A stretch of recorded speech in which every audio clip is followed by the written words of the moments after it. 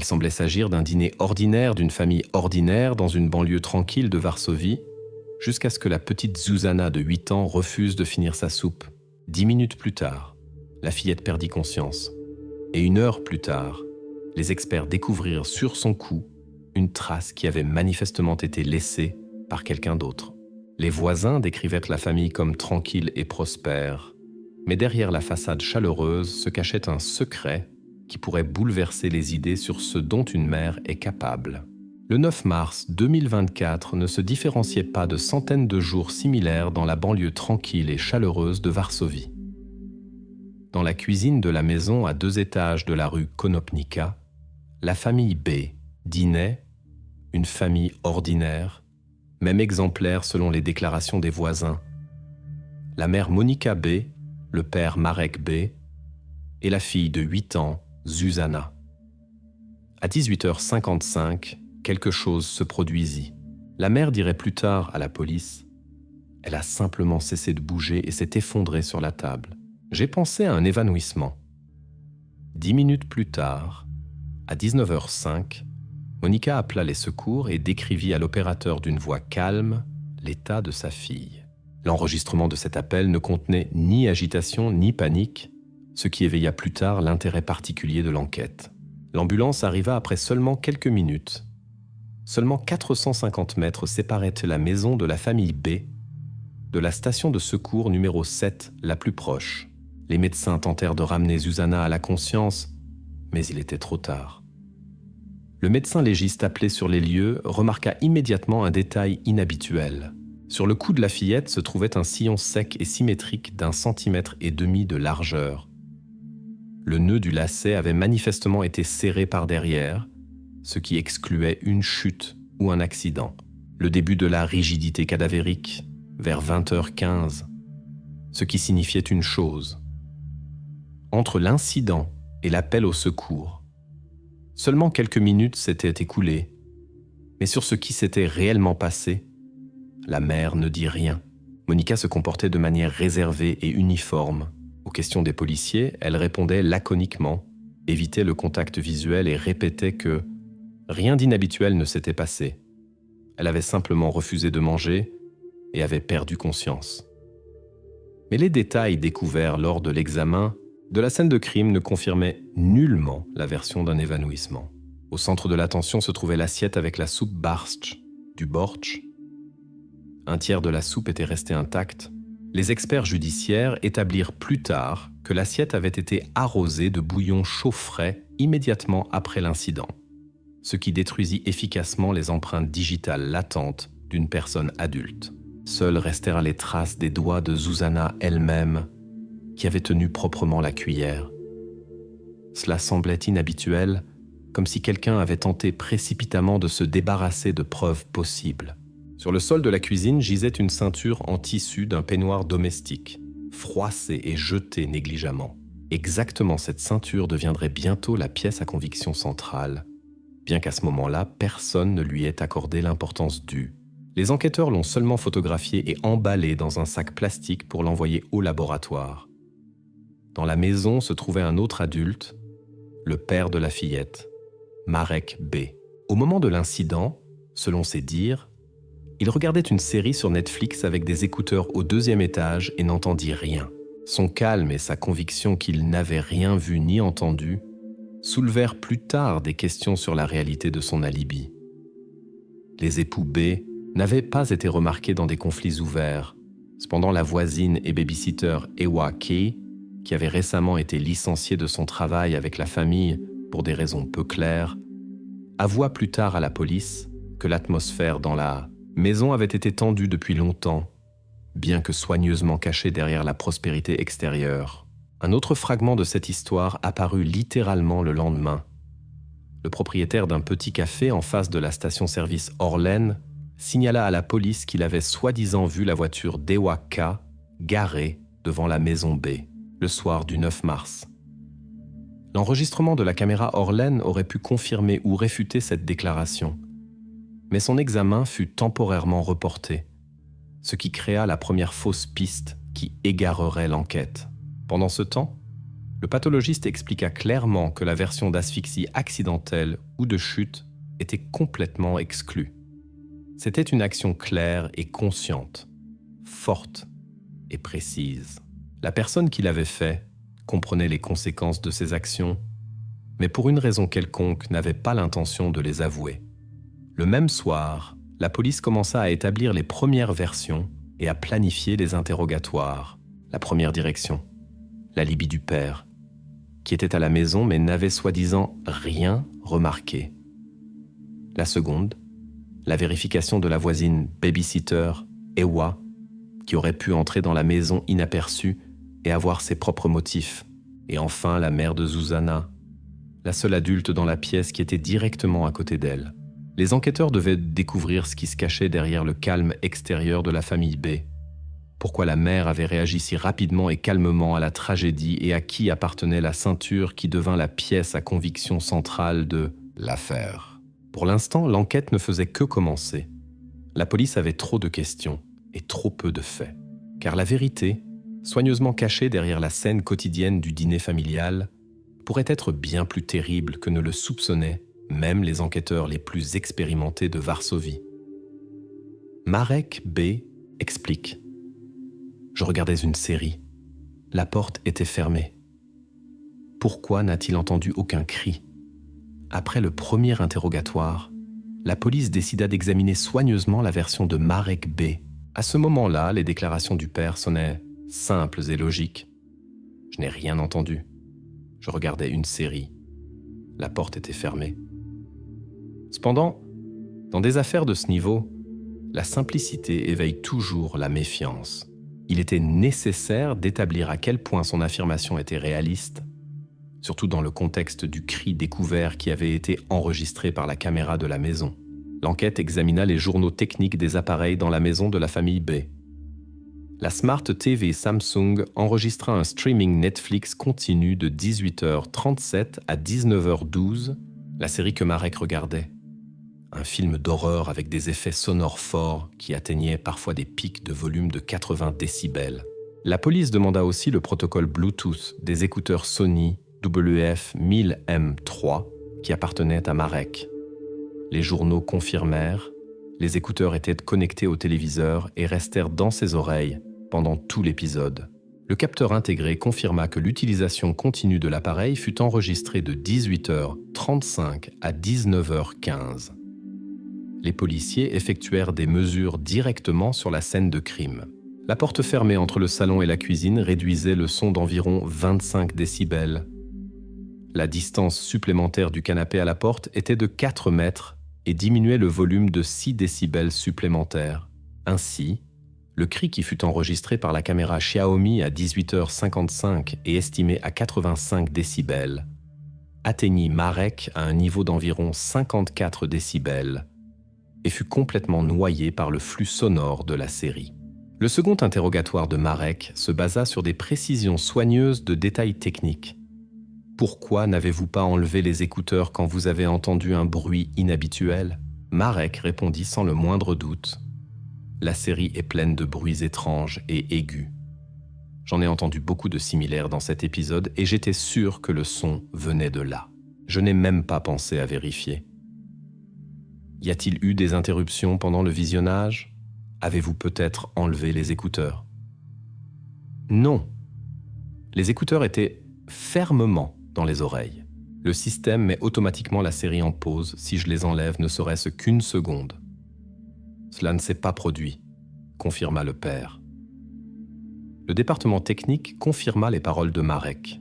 Le contrôle du capteur n'enregistra effectivement aucune interruption dans le visionnage et une utilisation continue de l'appareil. Cependant, malgré les confirmations techniques, la police ne put pas exclure complètement la participation de Marek. L'enquêteur qui répondit à une question de presse le même jour permit intentionnellement une formulation ambiguë. Le père n'est pas exclu de l'enquête. Toutes les variantes sont actuellement considérées. Cette phrase attira immédiatement l'attention des journalistes et éveilla des soupçons publics contre Marek. Pendant ce temps, un nouveau détail important est apparu dans une autre direction de l'enquête. La caméra de surveillance de la station-service Orlen a enregistré la voiture de la babysitter Ewa K. à 18h48, à 9 km de la maison de la famille B. L'enregistrement est devenu la première étape pour confirmer l'alibi de la femme. Cependant, les enquêteurs devaient encore reconstruire en détail sa route dans exactement les minutes où l'incident tragique s'est produit dans la maison de la rue Konopnicka. Maintenant, le focus de l'enquête s'est déplacé des détails techniques et des circonstances externes vers une couche moins évidente mais plus complexe, les relations familiales internes. Les enquêteurs ont commencé à étudier soigneusement la personnalité de la mère, Monica B, et l'atmosphère réelle qui régnait au sein de la famille et qui se cachait derrière la façade extérieurement prospère. Un mois après l'incident tragique, l'attention des enquêteurs s'est déplacée des détails techniques et des alibis vers les problèmes familiaux profondément cachés. La nécessité est devenue évidente de mieux comprendre la personnalité même de Zuzana et l'atmosphère qui l'entourait. Le premier signal alarmant qui a attiré l'attention de la police était les enregistrements du service social municipal OPS. Le 12 octobre 2023, les travailleurs sociaux ont enregistré une phrase étrange que Monica B a exprimée lors d'une visite. « Dans ma maison, personne ne jette de nourriture. » Les mots de la mère n'ont pas éveillé alors de soupçons sérieux, mais après les événements du 9 mars ont acquis une coloration complètement différente. Les voisins de la famille ont confirmé, déjà en été 2023, régulièrement résonnaient de la maison des cris perçants et pénétrants de Monica. Mange jusqu'au bout. Ces incidents n'étaient pas uniques. Les voisins ont remarqué que Zuzana, après de tels épisodes, paraissait normalement abattue et fermée. Le médecin scolaire a également ajouté un détail important, mais troublant.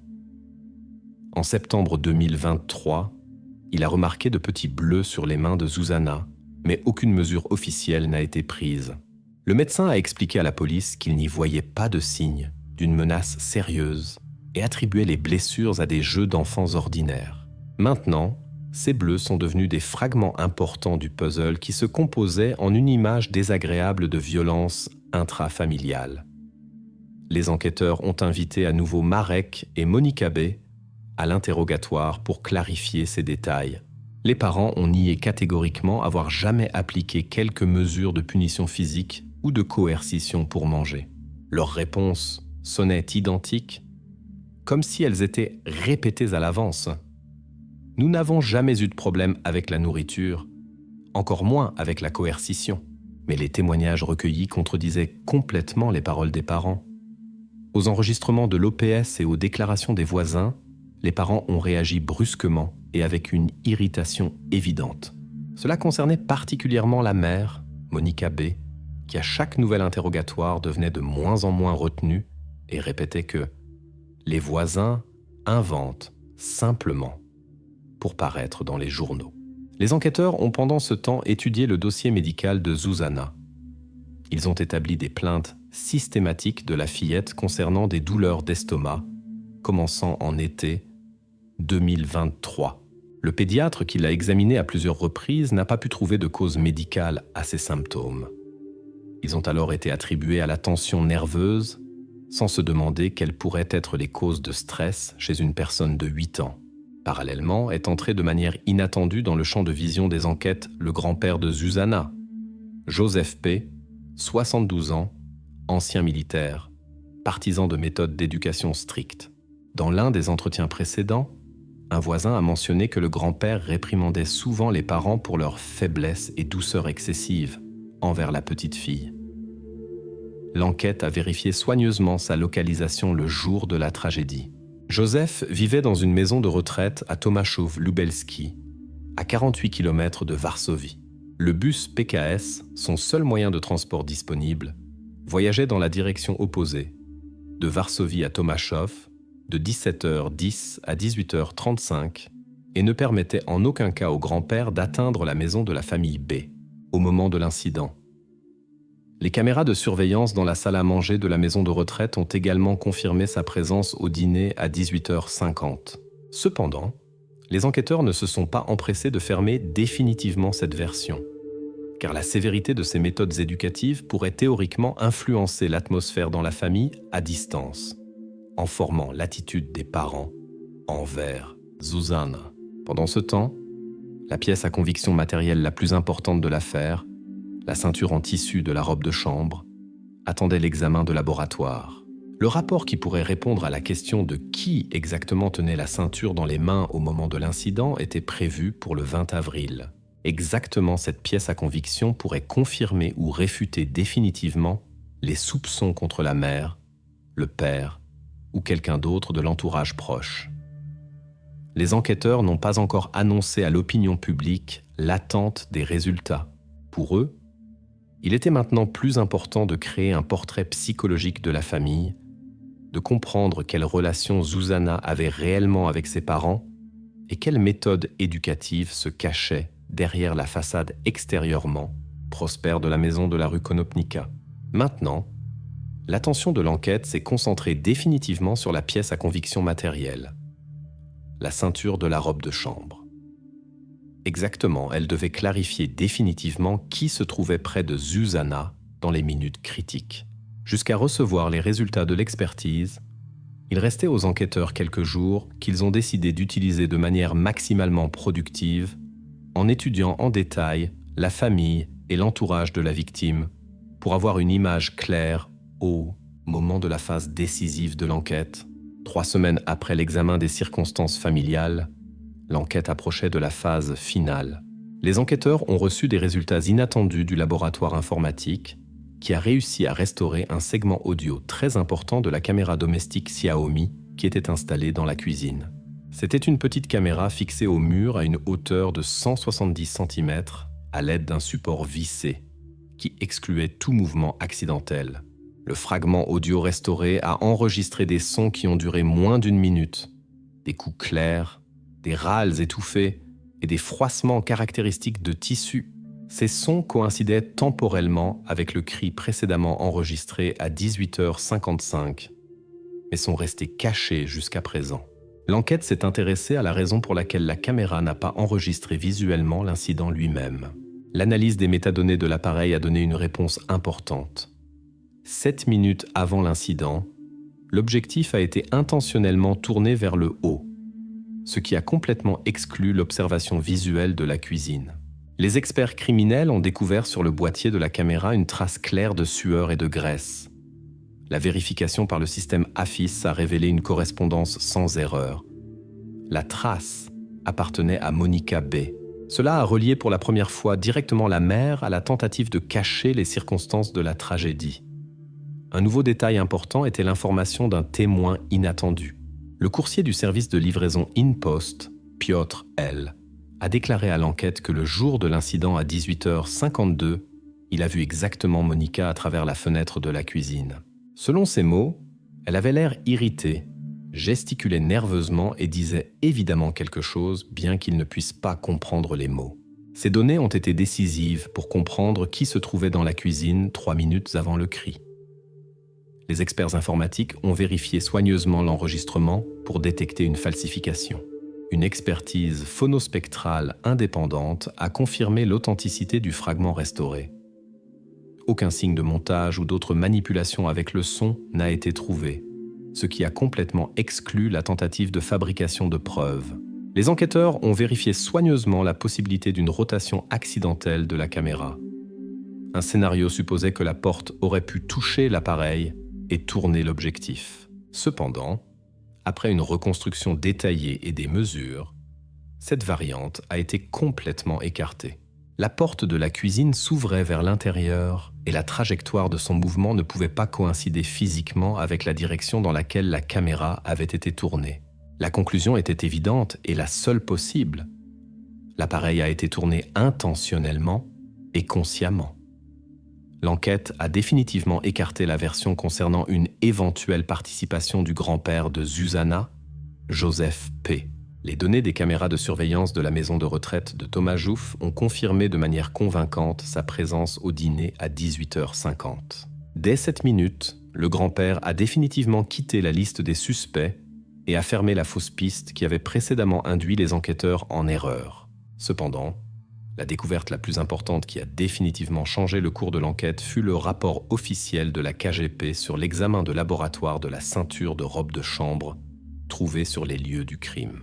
Avec la méthode LR-Mix la plus récente et les bases de données actuelles de la KGP de 2024, les experts ont déterminé que sur la ceinture se trouvait clairement la sueur de Monica et des microfibres du t-shirt de Zuzana.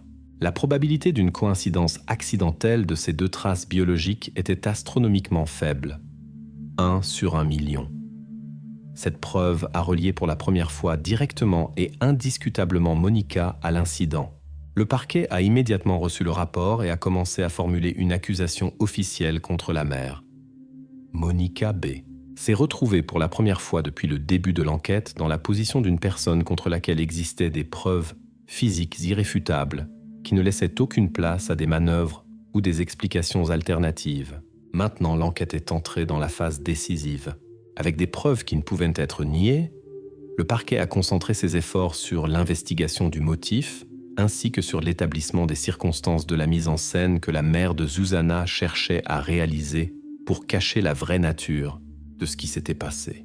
Le 17 février 2025, la salle d'audience du tribunal de district de Zamość s'est remplie de journalistes, de parents et d'observateurs occasionnels. Presque une année d'enquête s'approchait enfin de la conclusion logique. Le parquet a lu les conclusions finales, confirmées par des preuves irréfutables et des témoignages de témoins. La séquence d'événements présentée par l'accusation s'est assemblée en une chaîne dure et indiscutable. Selon les matériaux de l'affaire et de nombreux témoignages, la pression systématique sur Zuzana de la part de la mère a commencé bien avant l'incident de mars. Les documents du service social municipal OPS d'octobre 2023 ont enregistré des déclarations insistantes de Monica selon lesquelles, dans sa maison, personne n'a le droit de jeter de la nourriture. C'était le premier signal alarmant que personne n'a pris au sérieux à l'époque. Les voisins, qui auparavant ne parlaient pas très volontiers avec la police, ont donné des témoignages sur la coercition systématique pour manger, accompagnée de cris. « Mange jusqu'à la fin ». De tels épisodes se répétaient régulièrement. Les plaintes de Zuzana concernant des douleurs d'estomac, auparavant incompréhensibles pour les médecins, ont maintenant été logiquement liées au stress causé par la pression constante de la mère. La preuve la plus convaincante dans l'affaire est restée la ceinture de robe de chambre qui a été découverte ce soir-là dans la cuisine de la famille. Les experts ont confirmé que exactement la ceinture est devenue l'outil qui a laissé sur le cou de Zuzana une trace d'1,5 centimètre de largeur, qui correspondait complètement à la texture du tissu. Sur la ceinture ont été trouvées des traces claires du profil ADN de Monica et des microfibres des vêtements de Zuzana. L'expertise a exclu toute probabilité de coïncidence accidentelle et a déclaré un rapport de probabilité d'1 sur 1 million. La confirmation de l'intention dirigée de cacher la vérité fut la caméra Xiaomi installée dans la cuisine. 7 minutes avant l'incident, l'objectif de l'appareil a été tourné vers le haut, excluant la possibilité d'enregistrement visuel de l'événement. Les traces de sueur et de graisse sur le boîtier de l'appareil correspondaient aux empreintes digitales de Monica. Le tribunal a reconnu que la manipulation avec la caméra a été effectuée consciemment dans le but de cacher des preuves. Un autre détail clé fut l'enregistrement de la caméra de la maison qui a enregistré exactement à 18h55 des sons, des coups clairs, des râles et le bruit de tissu frottant. L'expertise a confirmé l'authenticité de l'audio et a complètement exclu la possibilité de montage. À ce moment, le père de famille Marek se trouvait au 2e étage regardant une série avec des écouteurs, ce qui a été confirmé techniquement par les journaux Bluetooth et les mesures de niveau sonore. Son absence de réaction est devenue un facteur supplémentaire qui a renforcé la version de l'accusation. Les procureurs ont mentionné séparément l'appel au service de secours. Une expertise psycholinguistique a enregistré une pause non normative dans le discours de Monica pendant l'appel 112. Le tribunal n'a pas considéré cette preuve comme fondamentale, mais l'a notée dans les matériaux de l'affaire comme un facteur supplémentaire caractérisant l'état psychologique de l'accusé au moment critique. Toutes les versions alternatives de ce qui s'était passé ont été présentées au tribunal et réfutées. L'alibi de la babysitter Ewa K a été définitivement confirmé par des enregistrements vidéo de la station-service Orlen. Le grand-père de Zuzana, Joseph P., a également été complètement exclu des suspects grâce à un enregistrement vidéo clair de la maison de retraite. Les fausses versions concernant un déplacement accidentel de la caméra ont été soigneusement examinées et fermées par des experts criminels. Le tribunal a accordé une attention particulière à l'assiette de soupe sur laquelle seules les empreintes digitales de Zuzana sont restées. Cela signifiait que Monica ce soir-là n'a pas nourri sa fille, mais l'a seulement observée, a exercé une pression psychologique et l'a forcée à terminer complètement le repas, ce qui est devenu la cause immédiate du conflit. Quand le juge a lu le verdict final, 25 ans de privation de liberté selon l'article 148 paragraphe 1 du Code pénal de la République de Pologne, Monica a perdu son sang-froid pour la première fois pendant tout le procès. Elle a bondi et a crié en direction du juge « C'est un mensonge !» Les huissiers l'ont rapidement fait sortir de la salle d'audience. L'affaire de la tragédie de la rue Konopnica, qui avait longtemps été au centre de l'attention médiatique et publique, a été fermée officiellement et irrévocablement. Le lendemain, le 18 février 2025, le journal local Dziennik Wschodni a brièvement rapporté le verdict et a constaté la fin dure d'une histoire qui était restée longtemps dans la mémoire des Varsoviens. L'enquête et le tribunal ont établi inconditionnellement les faits principaux et les ont confirmés. L'identité de la criminelle, son outil ainsi que le type de mise en scène. Les détails judiciaires et techniques ont été soigneusement enregistrés et documentés. Néanmoins, certains épisodes du passé de la famille B sont restés non élucidés. Les ecchymoses que le médecin scolaire avait remarquées auparavant et les éventuels cas précédents de violence n'ont jamais été prouvés juridiquement et sont restés en dehors des documents officiels, n'entrant jamais dans les matériaux de l'affaire. De courts messages au nom d'Evan Turner disparu étaient envoyés depuis des mois, assurant à tous qu'il était parti chez sa mère. Mais le matin du 14 décembre, la caméra thermique a montré autre chose. Un point chaud à l'intérieur du silo hermétique de Pine Creek Farm. À l'intérieur se trouvait précisément Evan, et il n'était certainement allé nulle part. Sa disparition avait été masquée pendant 4 mois par seulement quelques mots. 14 décembre 2024. Petit matin d'hiver. Pine Creek Farm, un endroit calme et isolé, situé à 11 km d'Elmore, une petite ville de l'État du Michigan. La ferme appartient à Caleb Turner, un mécanicien local vivant de façon recluse et communiquant peu avec ses voisins. Il mène une vie simple, répare l'équipement des fermiers voisins, s'occupe de sa propriété et, apparemment, ne se distingue en rien. Les techniciens de la compagnie Agritherm Audit, Jake Rollins et Stanley Ford, sont venus à la ferme pour effectuer un audit standard hivernal des pertes de chaleur. Leur tâche: vérifier les bâtiments et silos, identifier les fuites de chaleur possibles, pour aider le fermier à économiser de l'argent sur le chauffage. Une vérification normale prend environ 1 heure. Rien de suspect et encore moins de criminels n'était prévu d'être découvert ici. Mais précisément à 6h42, l'appareil FLIR, utilisé pour détecter les anomalies dans les pertes de chaleur, montre un détail étrange. Un des silos métalliques, couvert de givre et vide depuis longtemps, révèle soudain une silhouette rouge nette, visible à travers le fond bleu froid. Le contour thermique est distinct, grand, ressemblant à la figure d'une personne. Les techniciens n'en croient pas leurs yeux, mais ils sont obligés de vérifier, car cela ne devrait pas être. Le silo est vide depuis plusieurs mois. Stanley grimpe l'échelle jusqu'au sommet du silo et ouvre le couvercle. Aucune odeur désagréable, l'intérieur est sec, froid. Cependant, au centre, parmi une couche de chaux, gît un corps anormalement droit et complètement immobile. Au premier regard, c'est évident. Il est là depuis longtemps. L'apparence, des restes complètement desséchés d'un adolescent. Quelques minutes plus tard, arrive la police et le silo devient une scène de crime et l'audit routinier de perte de chaleur, le début d'une enquête sérieuse. Les policiers identifient rapidement l'identité. C'est Evan Turner, 14 ans, fils du propriétaire de la ferme.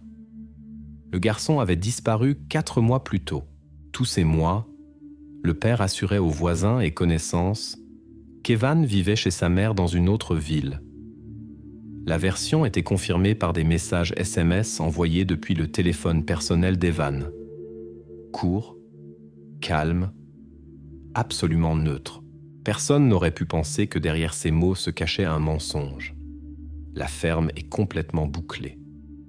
Les voisins ne peuvent croire que le calme et réservé Caleb puisse être lié à quelque chose d'aussi terrible. Mais la police ne tire pas de conclusions hâtives. Ils savent que dans de tels cas, il ne faut pas se précipiter avec les accusations. En premier lieu, l'enquête commence la vérification de l'entourage proche. Le principal suspect, Caleb Turner. Il est le seul adulte à la ferme, en contact régulier avec son fils avant la disparition. Ces déclarations selon lesquelles Evan était parti chez sa mère sont maintenant complètement réfutées par les faits. On vérifie son emploi du temps, les conversations avec les voisins, le comportement et les relations avec son fils. Outre le père, les soupçons se portent sur 2 adolescents locaux. Plusieurs fois, ils ont été vus tentant de pénétrer sur des territoires étrangers, en particulier dans les granges des fermes voisines. Tous 2 étaient auparavant fichés pour de petites infractions. L'âge, la taille, la corpulence et, le plus important, la pointure des chaussures correspondent à l'empreinte découverte sur la paroi intérieure du silo. La police amène les adolescents au commissariat pour un interrogatoire détaillé, prend des échantillons de chaussures et les compare avec l'empreinte trouvée. Ce n'est pas encore une preuve de culpabilité, mais un indice de poids. L'empreinte de chaussures de taille adolescente trouvée à l'intérieur du silo devient le premier indice de l'enquête. À l'étape initiale, elle semble la plus prometteuse. Les enquêteurs pensent que l'un des adolescents aurait pu pénétrer dans le silo peu avant la découverte du corps, peut-être en vérifiant le territoire. Les adolescents sont interrogés, mais ceux-ci nient catégoriquement leur implication et insistent qu'ils n'ont jamais été à l'intérieur de ce silo précisément. La police n'obtient pas encore de confirmation directe de leurs paroles, mais ne peut pas non plus les accuser pour l'instant. Trop peu de faits. Le tournant clé de l'enquête arrive quand la police obtient les données de l'opérateur Bell Mobility. L'ordonnance numéro 1420 BM leur permet d'étudier en détail comment exactement étaient envoyés les messages au nom d'Evan. L'opérateur informe que tous ces SMS provenaient d'un nœud femto domestique installé dans la maison de Caleb Turner. Cela signifie une chose. L'expéditeur des messages se trouvait constamment près de la maison. Maintenant, il est clair qu'Evan n'a non seulement jamais quitté la ferme, mais que quelqu'un créait spécialement l'impression qu'il était vivant et en sécurité. L'enquête comprend qu'elle a affaire à une personne capable de manipulation longue et convaincante, capable de maintenir parfaitement une illusion pendant plusieurs mois.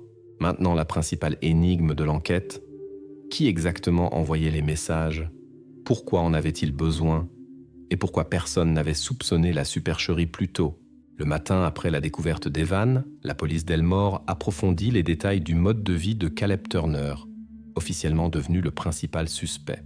Les enquêteurs s'intéressent au régime nocturne de sa vie, devenu maintenant l'énigme clé de cette affaire. Chaque nuit, Caleb Turner quittait sa chambre grenier et se rendait à l'atelier, situé dans un bâtiment séparé de la ferme. Hier soir, il avait déjà donné une brève explication aux policiers, citant comme seule raison le bruit qui l'empêchait de dormir. Mais l'enquête nécessitait plus de concret et de preuves. Les policiers ont vérifié en détail les données médicales de Caleb, demandant les documents à la clinique Barry par l'ordonnance numéro BC 5092 du 2000 24/12/15. Les papiers obtenus confirmaient un détail important, auparavant inconnu de la police et du public. Caleb souffrait d'insomnie post-traumatique depuis 2019. La maladie s'était développée après un accident à la ferme, survenu il y a plusieurs années. Depuis, Caleb s'adressait régulièrement aux médecins avec des plaintes de problèmes chroniques de sommeil, d'anxiété et de réveil nocturne. Selon les données officielles de la clinique, la dernière ordonnance de diazépam, il l'avait reçue le 18 décembre 2023. On lui avait prescrit 100 comprimés du médicament. Les policiers comprenaient qu'un tel médicament comme le diazépam permet généralement à une personne de dormir calmement et profondément, ce qui créait une incohérence évidente avec les déclarations de Caleb sur les ronflements d'Evan qui le dérangeaient soi-disant chaque nuit. La deuxième conversation avec Caleb eut lieu dans le petit salon de la maison de ferme, entouré d'officiers et d'employés du laboratoire prenant des empreintes et des photos. Caleb gardait son calme, bien qu'il soit visiblement nerveux. À la question répétée des enquêteurs sur les déplacements nocturnes, il répondit brièvement « J'ai déjà dit… » Evan ronflait fort. Le diazépam aidait vraiment, mais pas assez pour que je puisse dormir à côté.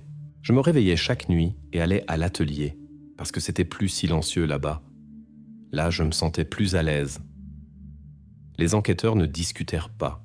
Au lieu de cela, ils vérifièrent les enregistrements vidéo de la caméra de surveillance de la cour de la ferme, obtenue par l'ordonnance numéro CCTV 129/2024.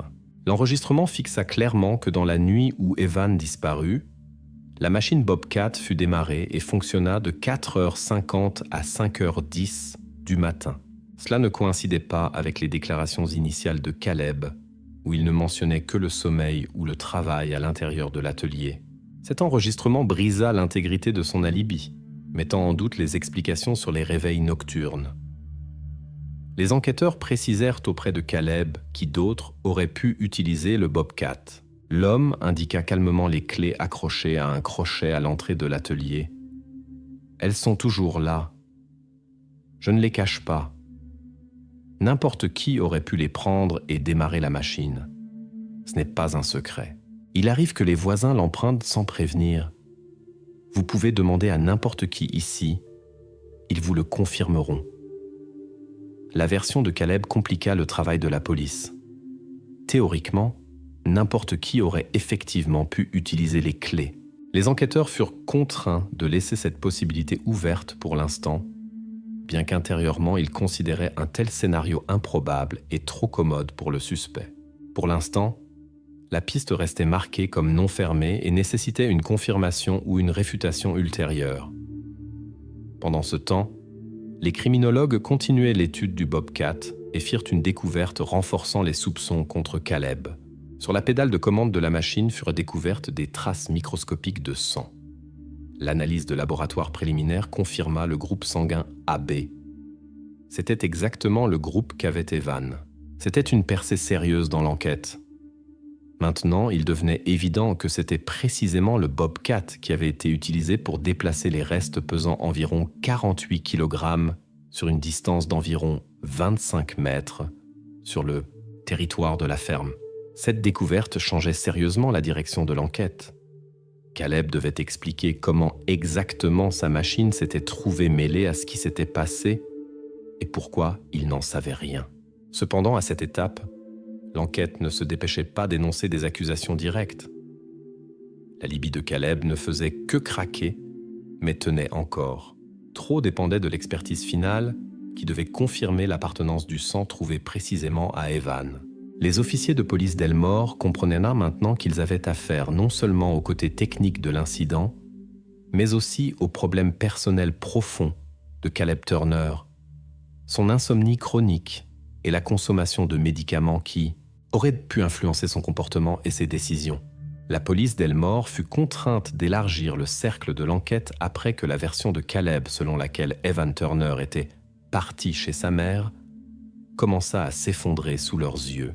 Jusqu'à la découverte des restes d'Evan dans le silo, cette histoire était la seule vérité que connaissaient les habitants de la ville et les parents de l'adolescent. Maintenant, les enquêteurs étudient les faits pour comprendre si la version du père n'était qu'une couverture commode. Evan est parti chez sa mère. Une phrase qui sonnait convaincante exactement jusqu'au moment où les faits n'intervinrent. Les enquêteurs devaient établir si quelque chose, autre que les courts messages au nom d'Evan, confirmait ce déménagement. Pour une image complète, les enquêteurs demandèrent les journaux de vol de la compagnie Air Canada par l'ordonnance numéro AC 846 du 2000 24/12/16. Les données des vols de Leila Mahdi montraient une image claire de sa vie à Calgary.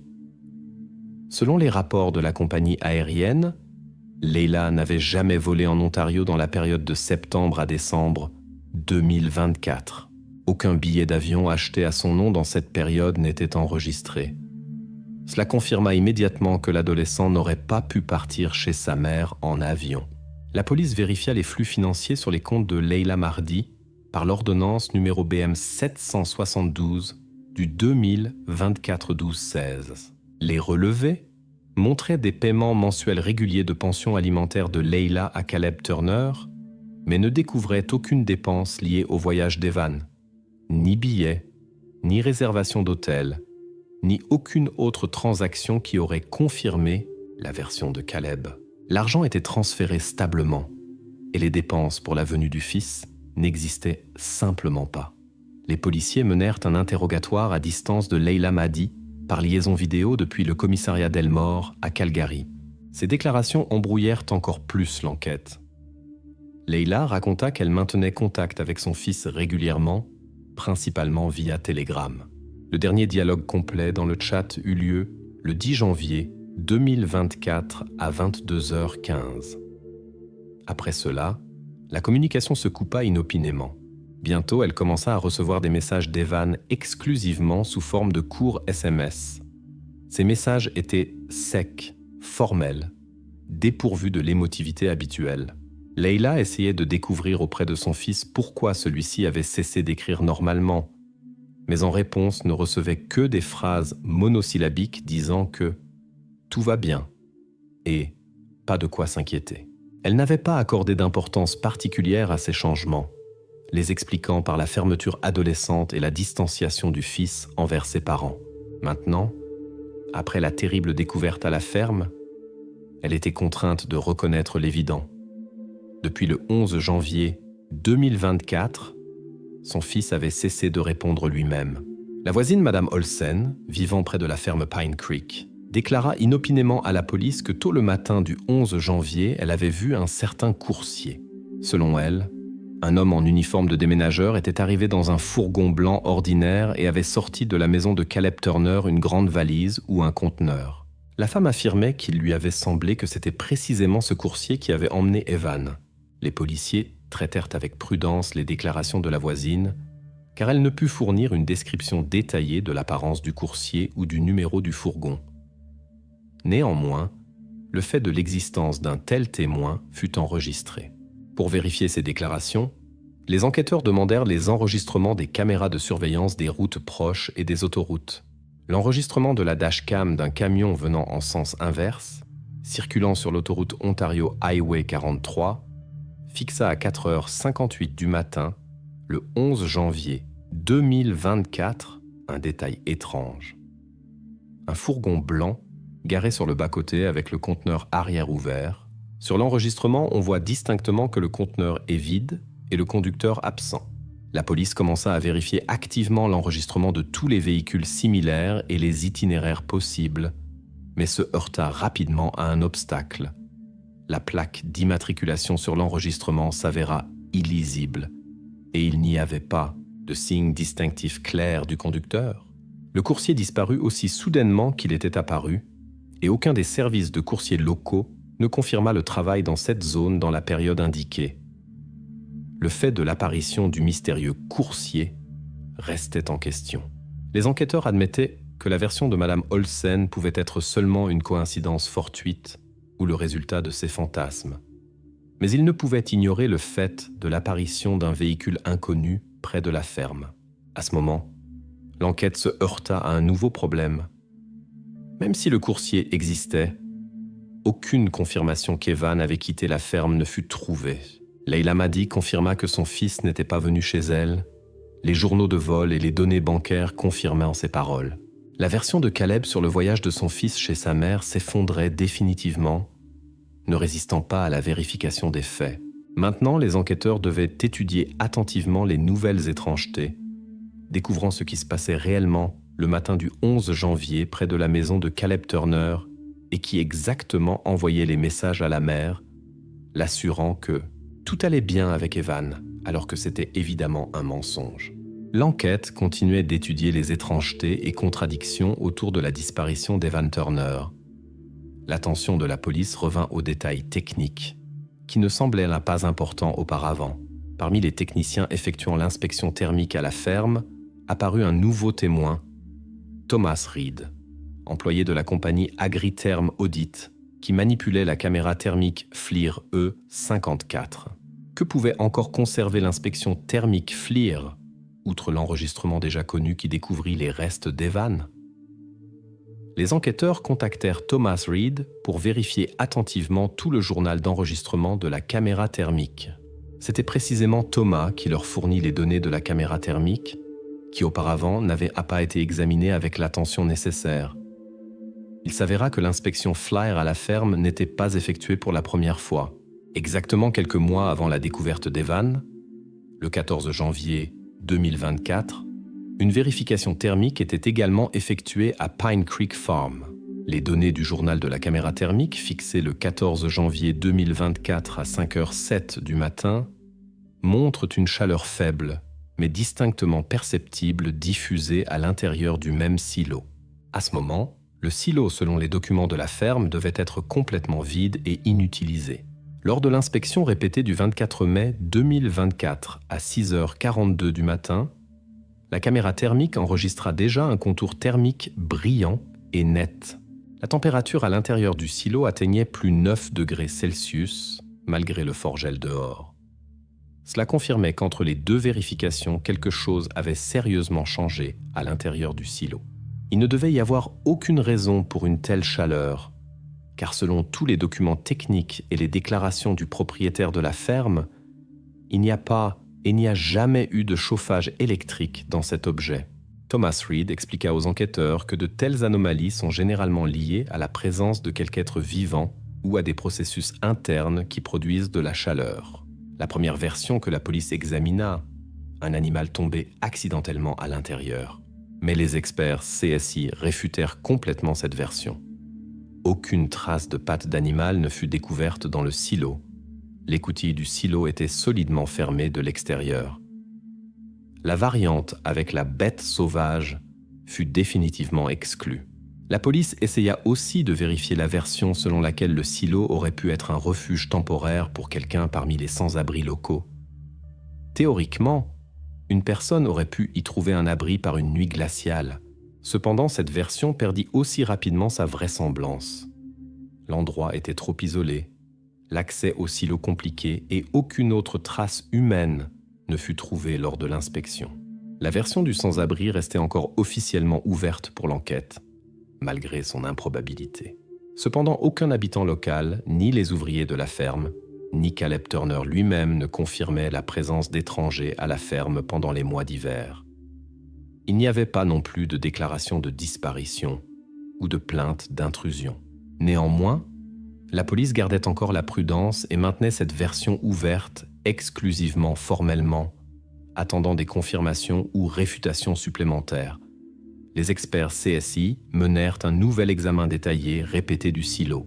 Sur la face intérieure de l'écoutille fut trouvé un petit lambeau de tissu à peine visible. Les criminologues déterminèrent rapidement que c'était une fibre de tissu de flanelle rouge et noire, typique du pyjama d'Evan, dans lequel, selon les déclarations de Caleb, l'adolescent dormait habituellement. Cette découverte créait une nouvelle connexion importante. L'adolescent ne s'était pas simplement trouvé dans le silo par hasard ou par l'imprudence de quelqu'un. Il y avait été placé intentionnellement pendant la nuit, en vêtements de nuit. La fibre sur le boulon intérieur de l'écoutille témoignait que l'adolescent aurait pu toucher le couvercle ou même essayer de l'ouvrir de l'intérieur. Cependant, les circonstances exactes dans lesquelles le morceau de tissu était arrivé sur le boulon de l'écoutille n'étaient pas encore établies. Les enquêteurs ne se dépêchaient pas de le lier directement au travail nocturne de la machine Bobcat, laissant ces détails pour des expertises ultérieures. Mais la découverte elle-même renforçait substantiellement les soupçons et permettait de reconstruire plus clairement la séquence des événements de cette nuit de janvier. Maintenant, l'enquête comprenait qu'elle avait affaire non seulement à une anomalie technique et à une tâche thermique inexplicable, mais aussi à une preuve factuelle qu'Evan s'était trouvé dans le silo encore vivant ou récemment placé là. Cette découverte força la police à porter encore plus d'attention aux déclarations de Caleb et à ses déplacements nocturnes dans la ferme. Bientôt, les enquêteurs devaient déterminer définitivement si le temps de déplacement d'Evan coïncidait avec le travail du Bobcat et les actions nocturnes de Caleb. L'enquête retourne plusieurs mois en arrière, dans la froide journée d'hiver de décembre 2023. Caleb Turner, fermier et mécanicien, se retrouva de nouveau au centre de l'attention policière, cette fois à cause de l'acquisition d'une grande quantité du médicament diazépam. C'était précisément alors que fut acheté ce stock qui, quelques mois plus tard, se trouverait au centre de l'enquête sur la disparition de son fils Evan. Pourquoi Caleb avait-il besoin de 100 comprimés de diazépam entiers et pourquoi essayait-il de cacher l'ampleur de cet achat? Ce jour-là, Caleb arriva à la pharmacie Guardian Pharmacy dans son pick-up noir Ford F-150, parcourant une distance de 7 km et 8 dixièmes depuis la ferme. Habituellement, de tels achats s'accompagnent de l'utilisation de cartes bancaires ou de cartes de bonus pour les réductions, mais cette fois, il préféra payer en espèces. Le reçu fut trouvé lors de la perquisition de la ferme par la police quelques mois plus tard, et il ne contenait aucun signe permettant d'identifier l'acheteur, hormis le nom du médicament lui-même et la date d'acquisition. La quittance découverte par la police fixait clairement le fait du paiement en espèces. Ni carte de bonus, ni carte de réduction ne furent utilisées. L'employé de la pharmacie se rappela plus tard que Caleb avait refusé toute réduction et bonus, déclarant que ce n'était pas nécessaire. C'était précisément ce geste qui attira l'attention de l'enquête. Une telle prudence faisait penser à une tentative de cacher le fait d'acquisition d'un grand lot de médicaments calmants. Parallèlement, les enquêteurs vérifièrent les données médicales des archives scolaires de l'école secondaire d'Elmore, où étudiait Evan. Dans le rapport de l'infirmière scolaire, établi plusieurs mois plus tôt, se trouvait un détail important expliquant les problèmes de sommeil dans la famille Turner. Evan avait été diagnostiqué avec une forme grave d'apnée nocturne, trouble de la respiration accompagné de ronflements forts et d'arrêts fréquents de respiration pendant le sommeil. L'infirmière recommandait officiellement l'utilisation d'un appareil CPAP, dispositif spécial pour normaliser la respiration, mais sa famille ne l'avait jamais acquis. Quand les policiers soulevèrent de nouveau la question des raisons du refus d'acheter l'appareil CPAP, Caleb Turner déclara sèchement et avec assurance « C'est trop cher pour notre famille. Je ne pouvais pas me permettre une telle dépense. Nous nous débrouillions sans lui. » Cependant, en comparant les dépenses pour l'acquisition d'un si grand lot de diazépam, les policiers doutèrent de cette explication. Le diazépam n'était pas non plus un médicament bon marché, surtout en de telles quantités. Encore plus de questions suscita le fait que 100 comprimés de diazépam disparurent littéralement en 3 semaines après l'achat. Pendant ce temps, l'entourage notait que Caleb avait l'air apathique, fatigué et ralenti, mais personne ne remarqua chez lui de signes évidents de surdosage. Dans cette période, fixée par la police, Caleb continuait de travailler, conduisait la voiture et effectuait même des travaux de réparation pour les voisins. L'enquête ne pouvait comprendre où avaient disparu les comprimés si aucune consommation excessive évidente par Caleb n'était observée. Quand les enquêteurs commencèrent à soulever la question de la quantité de comprimés disparus, l'avocat de Caleb avança une version alternative proposant de considérer les expériences adolescentes d'Evan. Selon la défense, Evan aurait pu prendre les comprimés de façon indépendante, décidant d'essayer quelque chose de nouveau, ou simplement commettre une bêtise d'adolescent, ne réalisant pas les conséquences possibles. Cette version devint pour la défense une explication commode de la disparition étrange du diazépam. Dans les premiers jours de l'enquête, un tel scénario ne semblait pas complètement invraisemblable et fut officiellement inscrit dans les matériaux de l'affaire comme version nécessitant une vérification ultérieure. Cependant, bientôt, la police reçut les résultats de l'étude toxicologique du Centre toxicologique de Toronto, qui changèrent la perception des événements de façon cardinale. Dans la conclusion du centre, il était dit que dans l'organisme d'Evan était découverte une teneur extrêmement élevée de diazépam. Dans l'estomac de l'adolescent furent découverts 42 mg de substance, ce qui dépassait significativement la norme médicale admissible pour une prise unique. Dans le sang, la concentration atteignait un niveau létal. Cela signifiait une chose. Evan avait reçu du diazépam en quantité incompatible avec la vie, et la version de la prise accidentelle ou de l'expérience adolescente bien qu'elle semblât commode pour Caleb et sa défense, commençait maintenant à sérieusement craquer. La police porta de nouveau son attention sur Caleb. Maintenant, les enquêteurs devaient établir comment une telle quantité de diazépam s'était trouvée dans l'organisme de l'adolescent et pourquoi Caleb cachait de toutes ses forces l'ampleur de son acquisition du médicament.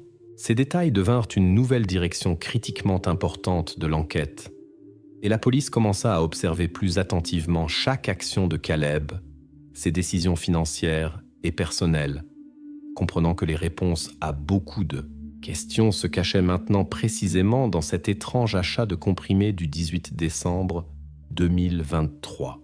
Les enquêteurs étudiaient attentivement les dernières heures de vie d'Evan Turner, essayant de comprendre en compagnie de qui il se trouvait le soir avant la disparition. Les traces numériques conservées par les adolescents sur les réseaux sociaux aidèrent à établir la vérité. Avec qui Evan avait-il passé la soirée à la veille de la disparition? Les enregistrements de diffusion TikTok confirmèrent que le soir du 10 janvier, Evan se trouvait au café Downtown Diner en compagnie de 2 amis, Nick Watson et Sarah Lee. La vidéo commença à 22h11 et continua jusqu'à 23h40. Les adolescents étaient détendus, riaient et parlaient. Evan buvait du thé au miel. Ce fait fut confirmé par le reçu du café et les notes du personnel. Le stream vidéo et les logs Wi-Fi coïncidaient complètement, ce qui confirmait le lieu et l'heure exacte de la rencontre. Les enquêteurs interrogèrent en détail les employés du café. Il était clair que la boisson commandée par Evan n'aurait pas pu être modifiée par les amis, car le thé immédiatement après préparation fut servi à Evan personnellement. Après la fin de la rencontre, Nick et Sarah rentrèrent chez eux, ce qui était confirmé par la caméra de surveillance à l'entrée du café et les rues voisines. Les policiers examinèrent si Nick et Sarah auraient pu influencer d'une manière ou d'une autre l'état d'Evan. Cependant, il s'avéra qu'il y avait presque 8 kilomètres jusqu'à la ferme Pine Creek, et Nick Watson n'avait pas de permis de conduire. À une heure tardive et sans transport, les adolescents n'auraient pas pu arriver à la ferme inaperçus, ce qui diminuait substantiellement la probabilité de leur implication. Néanmoins, l'enquête découvrit un moment inhabituel sur les réseaux sociaux. Nick Watson laissa un commentaire sous le stream « Caleb écrit encore à ma mère à 2h du matin ». Les enquêteurs prirent d'abord cela au sérieux. Plus tard, il s'avéra que c'était seulement une plaisanterie d'adolescents, basée sur l'habitude de Caleb d'envoyer des messages aux voisins tard dans la nuit. Il n'y avait pas d'autre preuve de l'implication de Caleb dans d'étranges messages nocturnes à la famille de Nick. Mais la principale découverte attendait la police plus loin. Les enquêteurs demandèrent l'accès au compte iCloud de Nick et étudièrent les données que l'adolescent conservait sur son téléphone. Parmi les fichiers dans le stockage cloud de Nick fut trouvé un court enregistrement vidéo fait à 2h48 de la nuit, le 11 janvier, quelques heures après la rencontre au café. Sur la vidéo elle-même se trouvait un montage ordinaire de clips adolescents que Nick préparait pour les réseaux sociaux. Mais les experts CSI portèrent attention aux sons qui tombèrent accidentellement dans le fond de l'enregistrement. Dans le silence nocturne s'entendait distinctement le son du moteur Bobcat, chargeur agricole appartenant à la ferme Pine Creek. Ce son était déjà familier à la police par les enregistrements des caméras de la ferme. En outre, dans l'enregistrement étaient distinguables des coups métalliques ressemblant au son d'une écoutille qu'on ouvre ou ferme.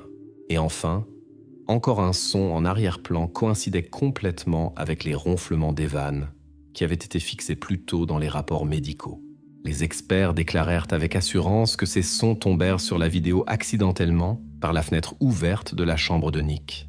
La maison de l'adolescent se trouvait assez proche de la ferme pour que le son par une nuit calme se porte clairement et distinctement.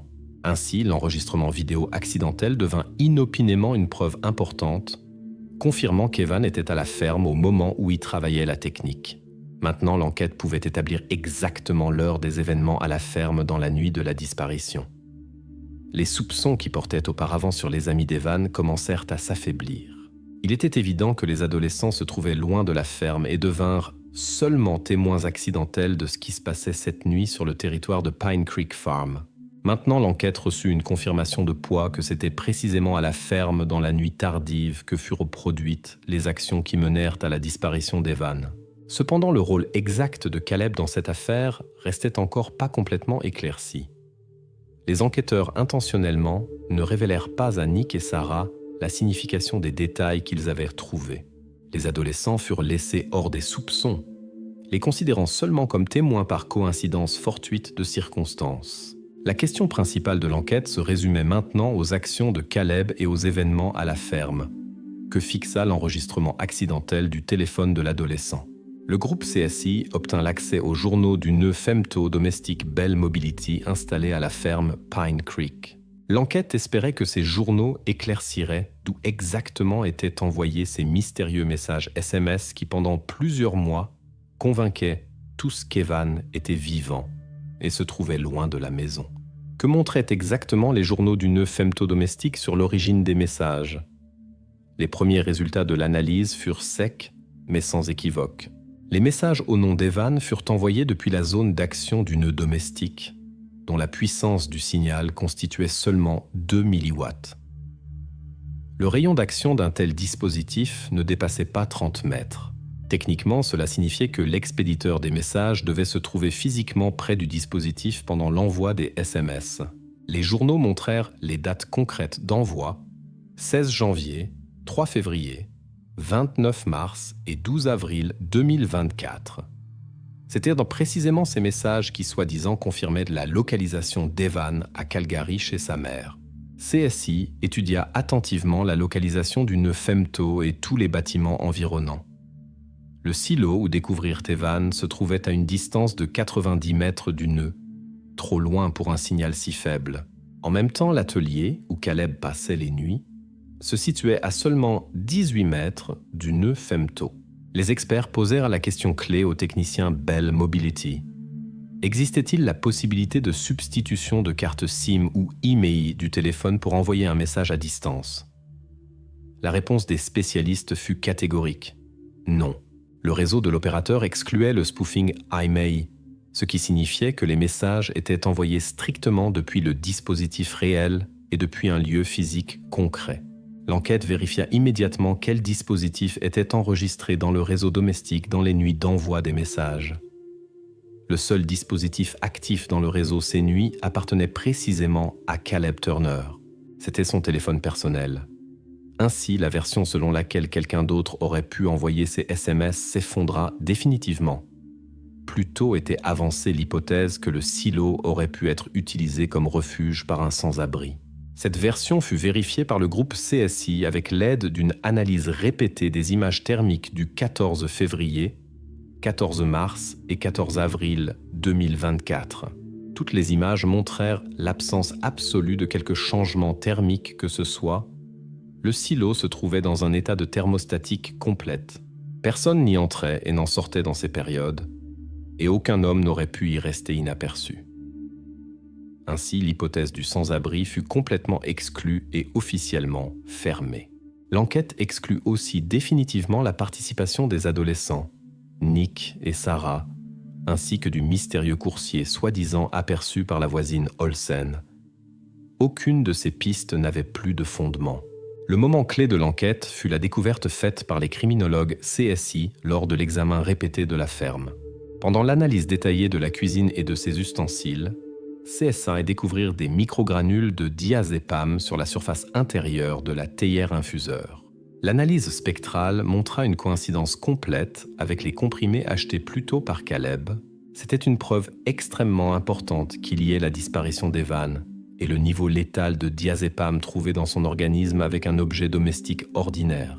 Le thé calmant qu'Evan avait bu à la maison s'avéra être loin d'être aussi inoffensif qu'il semblait d'abord.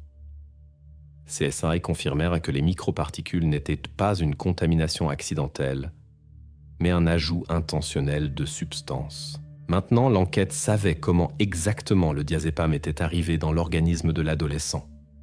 Cela permettait à la police de se concentrer sur la personnalité de Caleb, qui avait libre accès aux médicaments et à la théière à la ferme. Ainsi, au début de l'été 2024, l'enquête se focalisa définitivement sur Caleb Turner. les preuves rassemblées par CSI fermèrent toutes les versions secondaires et montrèrent que le père de l'adolescent non seulement envoyait de faux messages, mais avait aussi visiblement rapport à ce qui s'était passé cette nuit fatale de janvier. L'enquête évitait soigneusement la discussion ouverte du motif de Caleb.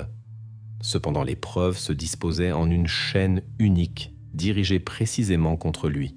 Tous les détails confirmaient sa participation directe aux événements de cette nuit, et maintenant la police se dirigeait intentionnellement vers l'étape finale de l'enquête, préparant soigneusement le terrain pour les accusations directes qui devaient bientôt suivre.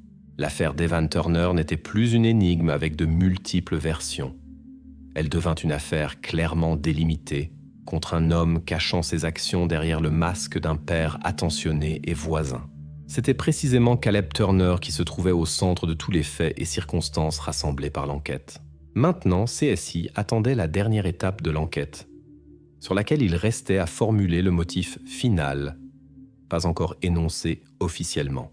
Cependant, il était déjà évident que derrière les actes de Caleb se cachait quelque chose de plus qu'un simple désir de cacher un accident.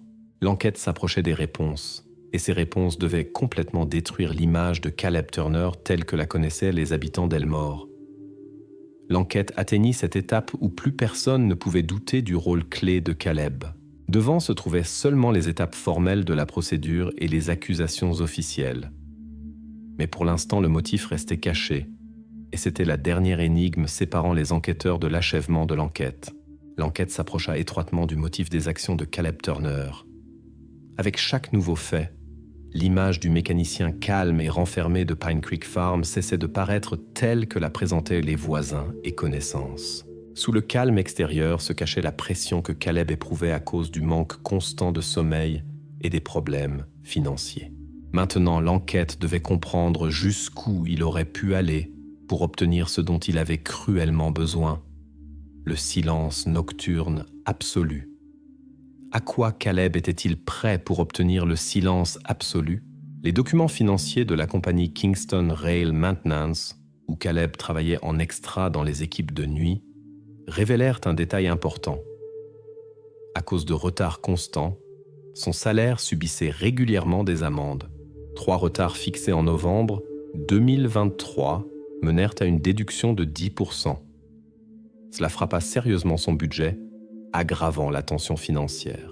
CSI étudia les reçus de caisse de Caleb et découvrit que le 9 janvier 2024, un jour avant la disparition d'Evan, il avait acheté un ensemble de bouchons d'oreilles au magasin Canadian Tire. L'expertise montra que les bouchons furent ouverts mais utilisés seulement 2 fois. L'analyse du cérumen confirma qu'ils appartenaient précisément à Caleb. Pendant l'interrogatoire, Caleb expliqua son refus des bouchons d'oreilles simplement et directement. « Ça n'aide pas. J'ai des acouphènes, du bruit dans les oreilles. Avec les bouchons, c'est seulement pire. » L'enquête souleva de nouveau la question pourquoi il n'avait pas acheté un CPAP, dispositif médical recommandé par l'infirmière scolaire à Evan. Caleb répondit de nouveau brièvement et clairement « 1200 $, je ne les ai pas. » Cependant, les enquêteurs savaient que Caleb avait dépensé beaucoup d'argent pour 100 comprimés de diazépam achetés en espèces seulement 1 mois plus tôt. Cette contradiction renforçait les soupçons de la police. La défense entreprit une tentative d'expliquer ce qui s'était passé autrement. Selon la version des avocats, Caleb ne se proposait pas de causer du mal à son fils intentionnellement. Ils affirmaient qu'il essayait seulement d'augmenter la dose de diazépam pour que son fils dorme calmement, permettant au père de finalement dormir et revenir à un régime normal de travail. Cette version présentait les actions de Caleb comme un concours tragique de circonstances et résultat accidentel d'imprudence. Cependant, cette théorie de la défense se trouva bientôt sous un doute sérieux après qu'arriva à la disposition de la police une nouvelle preuve clé. L'appel intercepté de Caleb à son frère, daté du 5 novembre 2023, changea substantiellement la perception de ce qui s'était passé. L'enregistrement obtenu des archives de l'opérateur Rogers fixa la phrase de Caleb « S'il ne se tait pas, je le ferai un jour, pour toujours ». Ces mots furent sains et prononcés 2 mois avant la disparition d'Evan.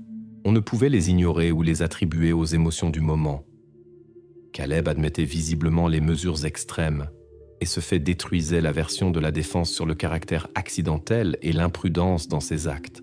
Maintenant, la police se focalisa définitivement sur la connexion directe entre les problèmes nocturnes chroniques de Caleb, la disparition de son fils et les tentatives de cacher les vraies circonstances de ce qui s'était passé. L'affaire ne ressemblait plus à une série d'accidents tragiques. Au lieu de cela, se dessinait une image d'action soigneusement planifiée dirigée vers la résolution du problème par tous les moyens. Les enquêteurs voyaient déjà clairement que le mécanicien calme et retenu de la petite ferme Pine Creek Farm était prêt à aller beaucoup plus loin que ses connaissances auraient pu l'imaginer. La pression financière, l'épuisement physique et les perturbations nocturnes constantes du sommeil devinrent le fond sur lequel se déroula la tragédie d'Evan. Il ne restait qu'à achever les procédures formelles pour lier tous les détails ensemble. L'achat de diazépam, les paroles sur le « silence pour toujours », l'envoi de faux messages depuis le téléphone de l'adolescent, le déplacement physique des restes avec l'aide de la technique de la ferme. C'était précisément cela qui se trouvait maintenant devant l'enquête comme dernière étape de l'enquête qui commença par une vérification ordinaire de perte de chaleur et mena à la révélation du côté sombre et caché de la vie de Caleb Turner. Le 11 février 2025, le jury du comté de Perth reconnut Caleb Turner coupable selon 2 articles, homicide involontaire et traitement inadéquat des restes. À la suite de l'enquête détaillée, il s'avéra que la cause de la tragédie fut l'insomnie chronique de Caleb, accompagnée de migraines douloureuses et de bruits nocturnes constants. Le désir d'obtenir le silence à tout prix mena aux conséquences tragiques. Le 11 janvier 2024, Caleb prépara du thé à son fils, y ajoutant du diazépam en volume d'environ 42 mg, ce qui dépassait la dose thérapeutique admissible de 4 fois. L'adolescent, ayant de sérieux problèmes de respiration pendant le sommeil, s'endormit et ne se réveilla plus. La combinaison du médicament sédatif et de la forme grave d'apnée devint mortelle. Après que Caleb réalisa ce qui s'était passé, il décida de cacher les traces de l'incident. La nuit, il lança le mini-chargeur agricole Bobcat, déplaça les restes de l'adolescent dans un silo inutilisé sur le territoire de la ferme et les recouvrit de chaux, comptant ainsi éviter la découverte. La caméra de surveillance fixa le travail du Bobcat de 4h50 à 5h10 du matin. Plus tard, l'expertise confirma la présence du sang d'Evan sur la pédale de la machine. Pour créer une fausse impression que son fils se trouvait loin de la maison, Caleb envoyait mensuellement de courts messages SMS depuis le téléphone d'Evan, imitant la communication de l'adolescent avec sa mère. L'analyse du nœud femto-domestique prouva que tous les messages furent envoyés depuis l'atelier où se trouvait Caleb lui-même. Cela excluait la possibilité d'envoyer des messages depuis le silo, puisque la distance de celui-ci au nœud dépassait la zone de couverture du réseau. Les images de caméras thermiques de la compagnie Agritherm Audit, prises le 14 janvier 2024, confirmèrent la présence d'une faible tache thermique dans le silo, causée par la présence de restes récemment placés. L'examen répété du 24 mai de la même année montra une élévation de température à l'intérieur du silo jusqu'à plus 9 degrés Celsius, causée par les processus internes de décomposition.